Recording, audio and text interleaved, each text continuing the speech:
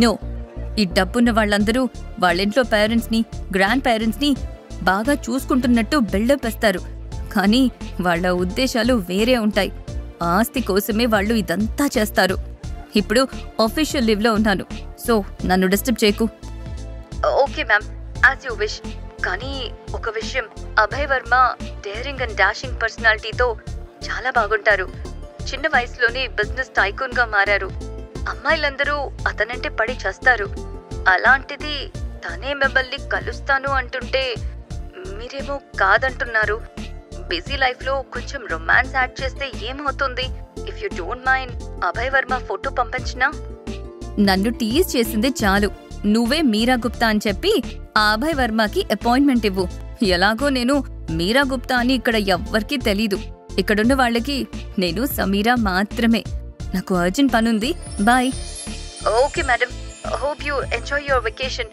నేను అభయ్ వర్మ ఫోటో పంపిస్తున్నాను, ఒకసారి చూడండి. లిల్లీ మాటలకి నవ్వుతూ కాల్ కట్ చేసేసింది సమీరా. ఇంతలో తన వెనక ఎవరో నించున్నట్టు అనిపించడంతో సమీరా వెనక్కి తిరిగి చూసింది. అక్కడ స్వీటీ అమాయకంగా సమీరా వైపే చూస్తూ కనిపించింది. స్వీటీ, నువ్వు బయటకెందుకొచ్చావు? నిద్ర లేవగానే మమ్మీ కనిపించలేదని భయపడ్డావా? నేను చిన్న పని మీద బయటకెళ్తున్నాను, త్వరగా వచ్చేస్తాను. వచ్చేటప్పుడు నీ ఫేవరెట్ చాక్లెట్ ఐస్ క్రీమ్ కూడా తీసుకొస్తాను. ఇప్పుడు లోపలికి వెళ్ళి రెస్ట్ తీసుకో, లేదంటే నీ ఫేవరెట్ వీడియో గేమ్స్ ఆడుకో. లిఫ్ట్ వచ్చేసింది, నేను వెళ్ళొస్తాను. నేను వచ్చే వరకు ఎక్కడికి వెళ్ళకు, రూమ్లోనే ఉండు, బాయ్. సమీరా హడావిడిగానే స్వీటీ బుగ్గ మీద కిస్ చేసి లిఫ్ట్ ఎక్కింది. కంగారులో తను రూమ్ డోర్ లాక్ చేశాను అన్న సంగతి కూడా మర్చిపోయింది.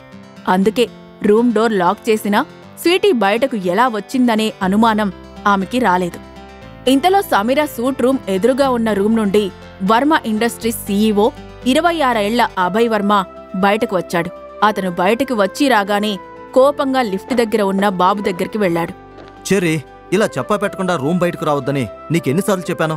ఈ మధ్య నీకు భయం లేకుండా పోతుంది. అవును, నా పేరు చెర్రీ కదా, మరి ఇందాక ఆంటీ స్వీటీ అని ఎందుకు పిలిచింది? చెర్రీ అభయ్ వర్మ ఒక్కగానొక్క కొడుకు, వర్మ ఇండస్ట్రీస్ వారసుడు. చెర్రీని చూసి స్వీటీ అని పొరపడింది సమీరా. ఎందుకంటే ఆ పిల్లలిద్దరి ముఖాలు అచ్చుగుద్దినట్టు ఒకేలా ఉన్నాయి. చెర్రీ సమాధానం ఇవ్వకపోవడంతో అభయ్ వర్మకి కోపం ఇంకా పెరిగిపోయింది. చెర్రీ, నేనిక్కడ నీతో మాట్లాడుతుంటే నువ్వేంటి లిఫ్ట్ని చూస్తున్నావు? చెప్తోంది నీకే, లోపలికి పదా. నాకు చాక్లెట్ ఐస్ క్రీమ్ కావాలి, నాకు ఇప్పుడే చాక్లెట్ ఐస్ క్రీమ్ కావాలి, లేకపోతే నేను లోపలికి రాను. ఎప్పుడు సైలెంట్గా నేనేం చెప్తే అది చేసే వీడు ఈరోజేంటి వింతగా బిహేవ్ చేస్తున్నాడు? ఖచ్చితంగా ఏదో జరిగి ఉంటుంది. ఆ ఆలోచన రాగానే అభయ్ వర్మ తన మొబైల్ తీసి ఎవరికో కాల్ చేశాడు. At the same time cherry చేయి పట్టుకొని బలవంతంగా రూంలోకి తీసుకువెళ్లాడు. ఇంతలో అభయ్ వర్మ కాల్ అటెండ్ చేశాడు ఆ హోటల్ సెక్యూరిటీ హెడ్. హలో, నా రూమ్ బయట ఉన్న సీసీటీవీ ఫుటేజ్ పంపించండి. కాసేపటి ముందు లిఫ్ట్ దగ్గర చెర్రీ ఏం చేస్తున్నాడో నాకు తెలియాలి. ఓకే సార్, ఇంకో 2 మినిట్స్లో ఆ ఫుటేజ్ మీకు మెయిల్ చేస్తాను. Okay, thank you. ఏదైనా అవసరం అయితే మళ్ళీ కాల్ చేస్తా, బాయ్. అభయ్ కాల్ కట్ చేసిన 2 మినిట్స్కి మెయిల్ వచ్చింది. సెక్యూరిటీ హెడ్ పంపించిన ఫుటేజ్ని పరిశీలనగా చూస్తూ ఉన్నాడు అభయ్. అప్పుడే ఒక ఫుటేజ్లో కనిపించిన సీన్ చూసి చాలా షాక్ అయ్యాడు. ఈ అమ్మాయి ఎవరు? చెర్రీతో ఇంత క్లోజ్గా మాట్లాడుతుంది. అయినా చెర్రీ నాతో తప్ప రిలేటివ్స్లో కూడా ఎవరితో మాట్లాడ్డు. మరి ఈమెనెందుకు దగ్గరికి రానిచ్చాడు? మరోవైపు సమీరా తన తండ్రి గోపాల్ ఇంటికి చేరుకుంది. 6 సంవత్సరాల ముందు పాడుబడిపోయిన స్టేజ్లో ఉన్న ఆ ఇల్లు ఇప్పుడు కంప్లీట్గా ఒక లగ్జరీ హౌస్ లాగా మారిపోయింది. పైగా అక్కడ ఒక పెద్ద పార్టీ కూడా జరుగుతోంది. వయసులో ఉన్న అమ్మాయిలు, అబ్బాయిలు ఆ పార్టీలో డ్రింక్ చేస్తూ గట్టిగా అరుస్తూ ఉన్నారు. ఈరోజు వాసుకి బర్త్డేనా? నాకస్సలు గుర్తే లేదు. అయినా ఎలా గుర్తుంటుందిలే, పేరుకి తను నా చెల్లైనా మా మధ్య రిలేషన్ ఎప్పుడూ బాలేదు కదా. సమీరా వాళ్ల అమ్మ చనిపోయిన తర్వాత పద్మని పెళ్లి చేసుకున్నాడు గోపాల్. వాళ్ళిద్దరికీ పుట్టిన అమ్మాయే వాసుకి. సమీరా ఆలోచనలో మునిగిపోయుండగా ఎవరో కిందపడ్డ శబ్దం రావడంతో పక్కకు తిరిగి చూసింది.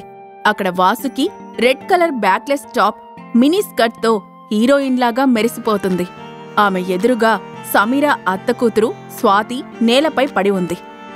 లుక్ స్వాతి, నేను ఆల్రెడీ మిస్ హైదరాబాద్ టైటిల్ సాధించాను. నెక్స్ట్ ఇయర్ మిస్ ఇండియా, తర్వాత మిస్ యూనివర్స్ కూడా అవుతాను. ఇప్పటికైనా నీ ఒపీనియన్ మార్చుకో. సమీరా కన్నా నేనే అందంగా ఉంటాను అని.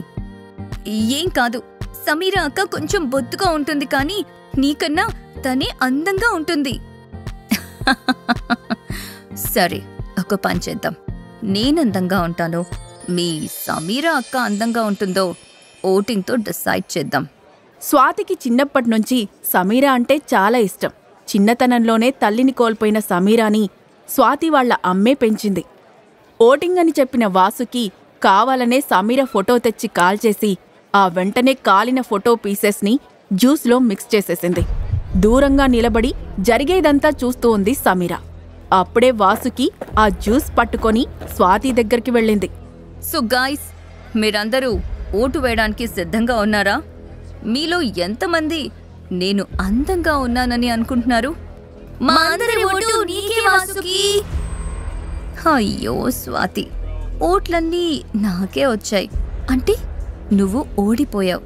నేను నీకు ఇచ్చే పనిష్మెంట్ ఏంటి అంటే బూడిద కలిపిన ఈ జ్యూస్ నువ్వు తాగాలి. వాట్? ఏం మాట్లాడుతున్నావు వాసుకి? నాకు ఆ జ్యూస్ వద్దు, నేను తాగను. ప్లీజ్ నన్ను వదిలేయండి. తాగను అంటే ఎలా బేబీ? రేయ్, దాన్ని గట్టిగా పట్టుకోండి.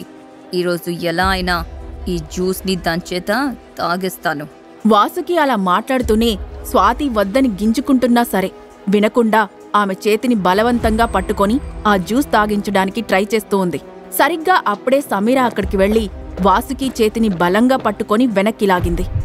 స్వాతిని ఒక్కదాన్ని చేసి మీరందరూ ఇలా ఏడిపించడం ఏమన్నా బాగుందా? నీ ఫ్రెండ్స్ ముందు నీ కజిన్ని అవమానించాలని చూస్తున్నావు. నీకు కొంచెమైనా బుద్ధుందా వాసుకి? హేయ్, ఎవరు నువ్వు? ముందు నా చెయ్యొద్దులు. మా పర్సనల్ విషయాల్లో నువ్వెందుకు ఇన్వాల్వ్ అవుతున్నావు? వెళ్ళిక్కడి నుంచి, లేదా జ్యూస్ నువ్వు తాగాల్సి వస్తుంది. నా చేత జ్యూస్ తాగించేంత దమ్ముందా నీలో? ఏది ట్రై చెయ్యి. సమీర మాట్లాడుతూ ఉండగానే తనని గుర్తుపట్టిన స్వాతి సమీరా అక్క అంటూ వెంటనే పైకి లేచి సమీరాని గట్టిగా హక్ చేసుకుంది. తన ముందు నుంచుంది సమీరా అని తెలిసి షాక్ అయింది వాసుకి. అప్పటి వరకు సమీరా మీద తనకున్న ద్వేషానికి జలసీ కూడా తోడయింది. వెయిట్ తగ్గినంత మాత్రాన అందంగా ఉన్నానని ఫీల్ అయిపోకు. నేను నీకన్నా అన్నిట్లోనూ ఎక్కువే. ఇప్పుడు నేను నిన్నేమైనా అన్నానా లేదా అడిగానా? ఎందుకీ వేస్ట్ ఇన్ఫో అంతా ఇస్తున్నావు? ఎందుకంటే నువ్వు ఎందులోనూ నాతో పోటీ పడలేవని, పోటీ పడినా ఓడిపోతావని నేను నీకు క్లియర్గా చెప్పాలి అనుకుంటున్నాను.